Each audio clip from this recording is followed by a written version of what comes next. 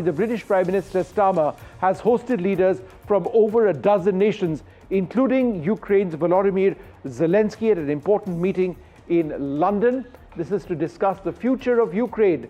Now, this follows the disastrous February 28th Washington meeting where Trump and Zelenskyy clashed over a war strategy. With France and Germany in tow, they plan now to have drafted or to push through a ceasefire plan. Joining us now to look at this, James Marlow. I'm also joined by Ruslan Bortnik, the director of the Ukrainian Institute of Politics, Tatiana Kokreva, a senior journalist in Moscow. I'm also joined by John Rosamondo, who's a commentator on U.S. national security issues. Thank you all very much for being with us. Mr. Marlow, let me come to you first. Keir Starmer's coalition of the willing, as he phrased it, hinges on a ceasefire plan with France and Ukraine. How viable is this without firm American commitment, given Trump's apparent pivot towards Russia? Well, it's not just France. It will be a number of the EU countries and possibly some outside of Europe as well. As we speak right now, I'm just looking to my right, and the Prime Minister at this exact moment has now just got onto his feet in the House of Commons, Sir Keir Starmer, and he's just about to announce to a packed House of MPs on all different parties exactly what the plan is and what he is hoping to do, what he's proposing to do, and to bring that proposal back to the White House in Washington, D.C. It'll be something like about how many troops and exactly what type of troops that the British will commit to Ukraine, the Air Force as well, along with the French and perhaps other countries. In terms of who is stronger and can Europe survive without the United States, I don't think we're anywhere near that. Of course, Friday night was a disaster. I think it was a disaster for many reasons. Clearly, from Zelensky's point of view, he's been fighting a war for more than 3 years. He says that more than 700,000 Russian troops alone have been killed. Let's say half of those are Ukrainians. That's another 350,000 plus the civilians, of course, on both sides. And he's tired. He's mentally tired, he's physically tired, and he just played his cards real wrong. And the vice president saw exactly what was taking place. The president jumped in, and it obviously went disastrous for him. Now Keir Starmer is picking up the pieces. I don't think the Americans are going to drop out, but we'll have to see exactly what the plan is, which is being proposed right now by the Prime Minister. Tatiana, how does Moscow see these developments in London? Well, Vishnu, we'll have to first hear what exactly are they proposing and what exactly is on the table. But from what we've heard so far, you know, until Europe is ready, and specifically Great Britain, is ready to accept its culpability in the conflict itself and stop at least calling us Moscow the aggressor and be ready to actually talk, you know, because you can't, you know, we've discussed this over and over again. On the one hand, they say, yes, we're ready for peace. On the other hand, they're saying, let's punish the aggressor. It doesn't work this way. If we're talking about actual talks and about actual negotiation, there has to be an understanding that there's no one side to a conflict. There are two sides to every conflict. And there are two sides that are usually at fault at this conflict. So the British Prime Minister, whatever he is going to announce, whatever he's going to propose, I don't believe that we're going to hear anything different this time around. That we've already heard that we need to protect the territorial integrity, the sovereignty of Ukraine. And I mean, I'm sorry, this is just not going to work. Okay.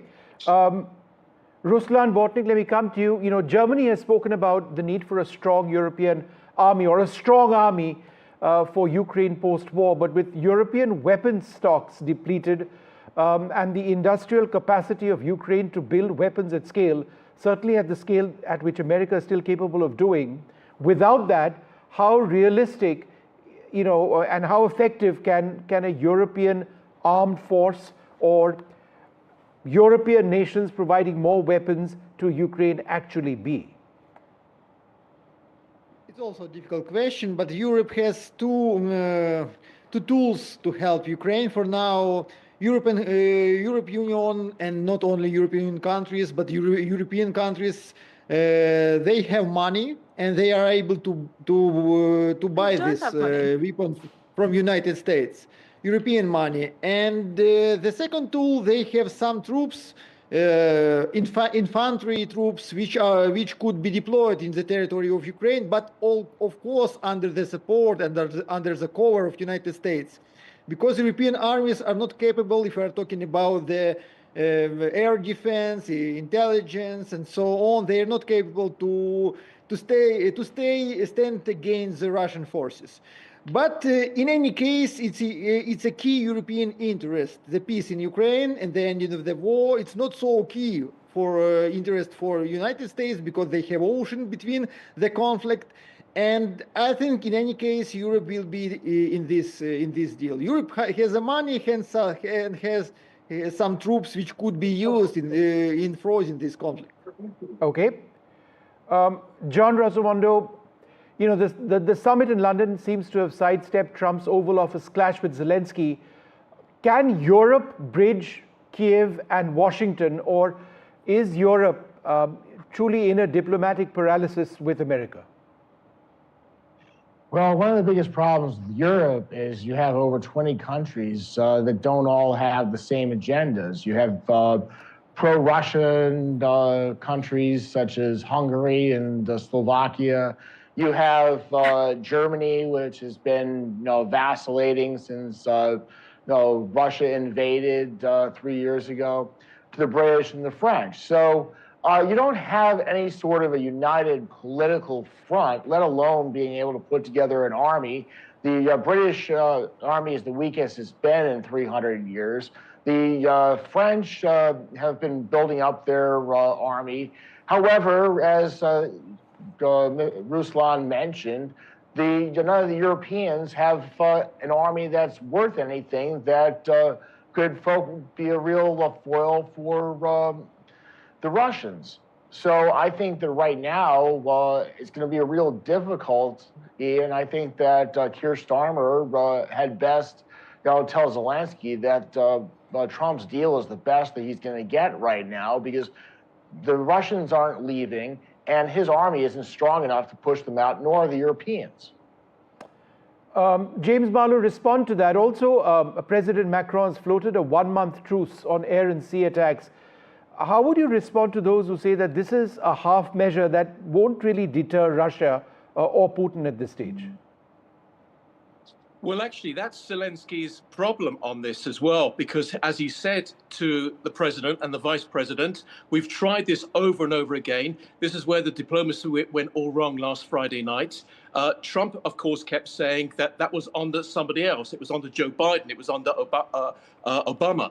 And now you've got a different president. But of course, Zelenskyy wants security guarantees, and he should get those guarantees, because after all, whatever you say about Ukraine, Ukraine was an independent nation from 1991. Everyone agreed to this, including the Russians. They gave up their nuclear weapons. And what happened was that they were invaded. They were invaded by another country, Russia. And the only reason why they were invaded was because that Putin talked about expanding the Russian Federation. He said the greatest defeat for Russia was the fall of the Soviet Union. And the Baltic states and Poland are very, very concerned right now. Now, what Donald Trump has actually raised for a lot of Europeans, including myself, during his first term in office, was the fact that the Europeans weren't all contributing to what they should be contributing as far as NATO goes. Now, a lot of people didn't know that. He pointed that out. For some reason, all the other presidents didn't want to say anything about this. Now that that has become well-known news, the European countries are mostly stepping up. Right. Now there's a big push on Keir Starmer to go ahead and raise their defense budget up to 2.5%. The leader of the opposition, I believe, is about to call 3%. When that's going to come into effect, I don't know. During the time of the war, it was actually 5%. But because we thought that Russia was one of us as such, we started to drop our defenses. Now things have changed. Most of the Europeans, maybe not all 27 of the EU countries, but most of the Europeans are actually they are united. They do believe a strong European defense system is needed against Russia, who is a threat, and they do want to protect Ukraine. And as I said, I don't think the United States are going to completely drop out because they're aware of what's taking place. But one thing to note is that the United States defense budget is around $900 billion a year. Europe is about half of that. So they need to up that. They need to get their defenses right. They need to start cutting back on other budgets. And we need to start preparing. I say we, those in Europe, need to start preparing for their defenses. Right. Tatiana, do you believe that given the impasse, the fact that, that Europe is, and so many nations in Europe are completely opposed to the way Donald Trump has been dealing with Russia, do you believe that if we are talking about a lasting peace or a peace proposal, it would best work if it is a direct conversation between Trump and Putin going forward, perhaps a summit, that's the only way around this? Vishnu, just judging from what Mr. Marlow just said, and I'm sorry for the noise, unfortunately, I got go stuck. Ahead. It's all clear. Yeah. Yes, great. So just judging from what, the previous speaker just mentioned, it is very clear that left-wing Europeans who are, following Democratic Party strategy, they're not ready to talk. We're talking about the fact that they still are refusing to acknowledge that the conflict erupted, not because Vladimir Putin decided one day just magically to expand Russia, but because of the NATO expansion that was actually promised to be stopped on multiple occasions, and NATO have never ever invaded. They've never ever invaded NATO. NATO is a defense mechanism against the Russians. That's all it is. John, I never interrupted you. John, I never interrupted you. All right, Tatiana, go ahead. John, I will let you reply. Finish your point, Tatiana. Yeah. Look, we've been promised that NATO is not going to expand any further, and yet it expanded. It expanded twice the size.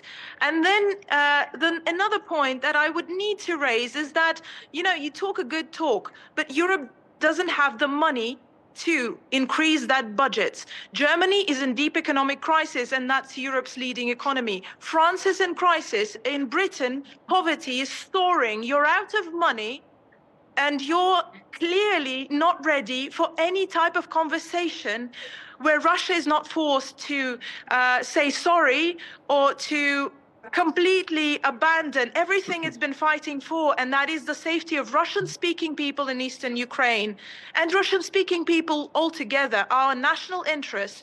So unless this is the case, when we can't talk to Europe, it's not ready to talk to us. All right, Tatiana, hold on a second. If Donald Trump is ready, then it's the only way. You're very right. Tatiana, hold on a second. James Marlow, you wanted to respond? Go ahead. Well, I just wanted to again point out, just to make sure that it was heard, again, NATO was always a defense mechanism against the Warsaw Pact. The Warsaw Pact fell apart because the Soviet Union fell apart, and everyone was supposed to be friends in those days because Russia was supposed to become a democracy. It's no longer a democracy. If there's any rival to Putin, then of course he suddenly dies, or he's suddenly arrested, or he ends up in Europe. He dies in a car accident. So I don't think you can call Russia a democratic country. But let's just get to the main points. The main points are that, of course, if Zelenskyy wants everything back as normal before 2014, that's clearly not going to happen. He's definitely going to lose Crimea. The Europeans want an end to this war. I think Zelenskyy wants an end to this war. You can't keep it going. I was somebody who was a great fan and a supporter of Ukraine based against the aggression of Putin. But to have this war going for another 3 years or 5 years, and for the British and the Americans to keep paying that, under these circumstances in a very volatile world, it's not going to happen. And I think most people accept this right now. We don't need to say sorry. We don't need to go ahead and shake hands or anything like that. There needs to be a ceasefire. The question is, how is that going to come about? And I think, obviously, the Ukrainians are going to have to give up some type of land, the Donbass region, the eastern side, certainly Crimea. And then Ukraine needs those guarantees that Russia will not regroup, retrain, and re-invade once again. All right, James Marlow, hold on for a second. Let's bring Ruslan in. Ruslan, is there a growing acceptance or thinking in Ukraine that that the Luhansk and Donetsk region you will not be able to regain what you wanted, and you will not be able to regain Crimea. That's the fight that Ukraine has always fought for. But if there is to be a peace, then there would have to be something that Ukraine is willing to forfeit. Are you willing to forfeit those territories? Of course, we are not able to reject from our internationally recognized territory, because it means the crisis entire Ukrainian state. But if we are talking about the peace topic, that could be some scenarios when we are postponing some very hard questions for the peace for some times. I want to remind you the very likely in Moscow Istanbul Agreement, when the Russia was agree even to make a new referendum on Crimea in 20 years.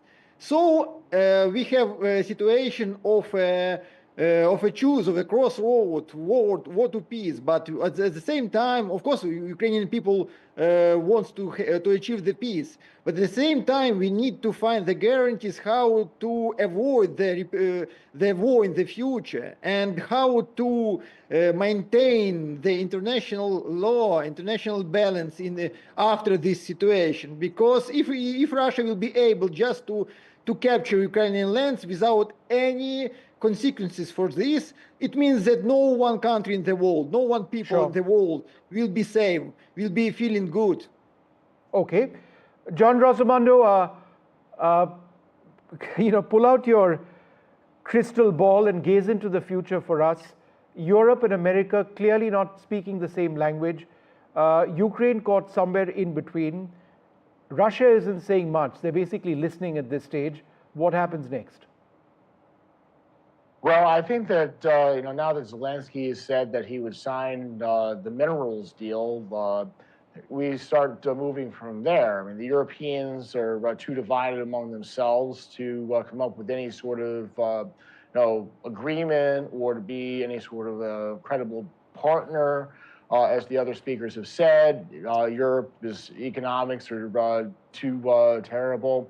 I think that you end up having some sort of de facto recognition of the Russian occupation of the parts of Ukraine. I don't think that Europe will recognize the annexation. It could be like the Baltic states between 1940 and 1991, in which the United States never recognized formally the incorporation of the Baltics into the USSR. So it could be something like that. All right. Well, let's see what happens. Hopefully there is a peace process. That's certainly something that millions in the region would certainly want. The question is how.